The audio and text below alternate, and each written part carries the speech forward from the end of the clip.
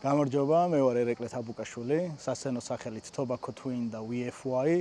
დღეს თქვენთან წარმოდგენილი ვარ როგორც WFY. WFY რომ გაშიფრო, იშიფრება როგორც Vision from Yesterday. ეს პროექტი გავაკეთე დაახლოებით 7-8 წლის წინ.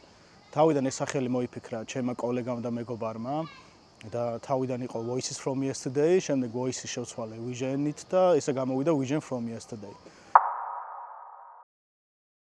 WFY-ის პროექტით უფრო ძიმე მუსიკას უკრავ და უფრო მაღალი ტემპის, მაღალი BPM-ის მუსიკას. ადრე ძირითადად ამ პროექტით უკრავდი breakbeat ჟანრს, ძალიან მომწონდა, გატეხილი ბიტი მაშინ. შემდეგ დავიწყე progressive house-ის და progressive trance-ის დაკვრა. ხოლო Tobacco Twin-ის პროექტით შედარებით მელოდიურ და რითმულ მუსიკას და ძირითადად უფრო house ჟანრს უკრავ Tobacco Twin-ის პროექტით.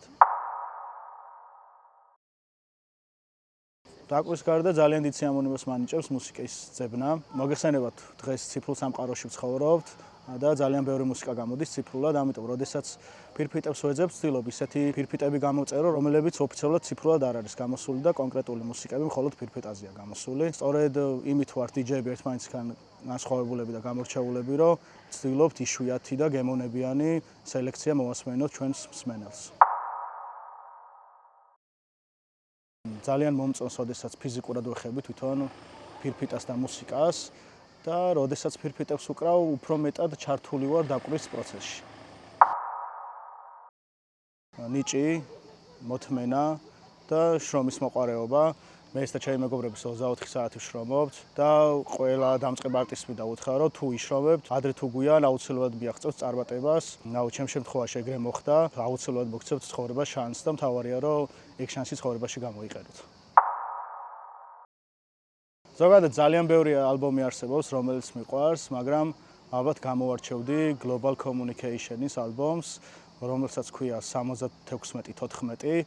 ეს ალბომი გამოვიდა 1994 წელს და არის ambient და downtempo ალბომი, რომელიც ლეგენდარული ალბომია ჩემი აზრით და გამოსულია Dedicated Records-ზე და მე ვფიქრობ, რომ ეს ალბომი არა მხოლოდ ამ ჟანრში არის იდეალური, არამედ მთლიანად 90-იანების ელექტრონულ მუსიკაში.